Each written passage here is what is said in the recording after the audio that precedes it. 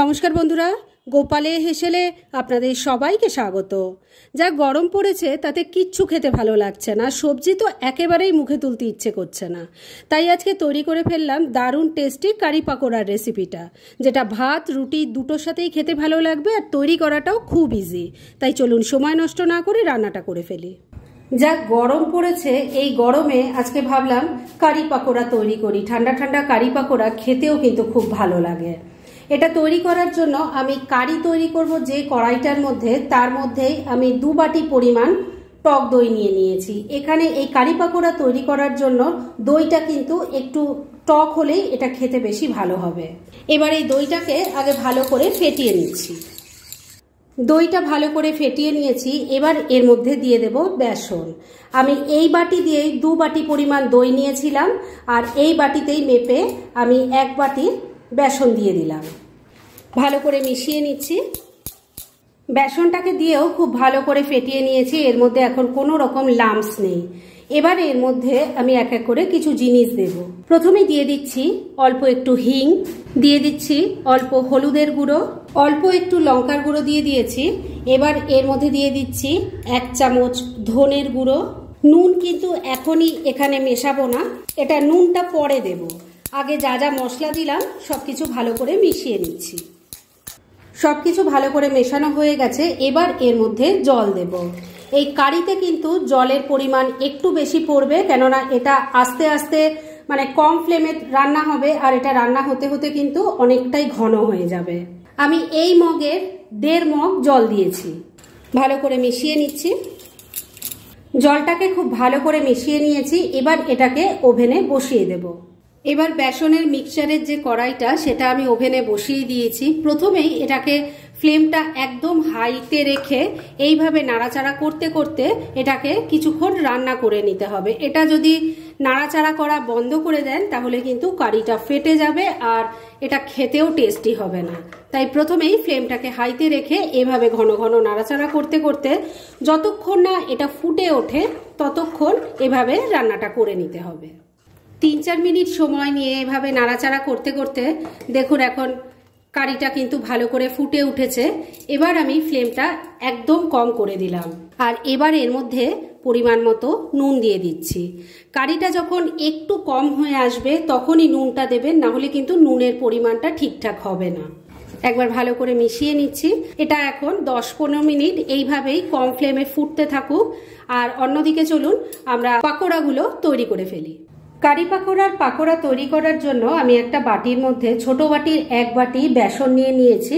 এবার এর মধ্যে দিয়ে দিচ্ছি অল্প হলুদের গুঁড়ো, অল্প একটু লঙ্কার গুঁড়ো দিয়ে দিলাম, 1 চামচ ধনের গুঁড়ো, স্বাদ মতো নুন দিয়ে দিলাম।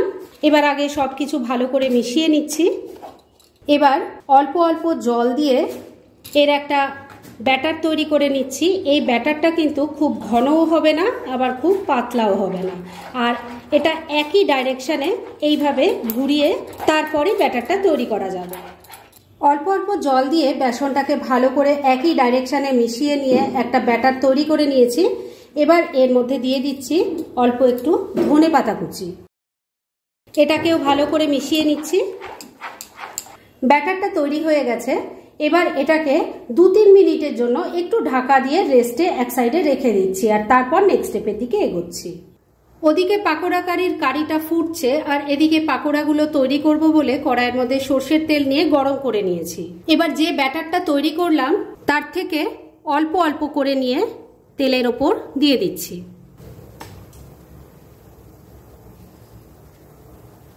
প্রথম ব্যাচের কয়েকটা পাকোড়া ভাজার জন্য বসিয়ে দিয়েছি। এগুলোকে এবার মিডিয়াম ফ্লেমে রেখে উল্টে পাল্টে লাল লাল করে ভেজে নিচ্ছি। প্রথম ব্যাচের সমস্ত কারিগুলো উল্টে পাল্টে ভালো করে ভেজে নিয়েছি।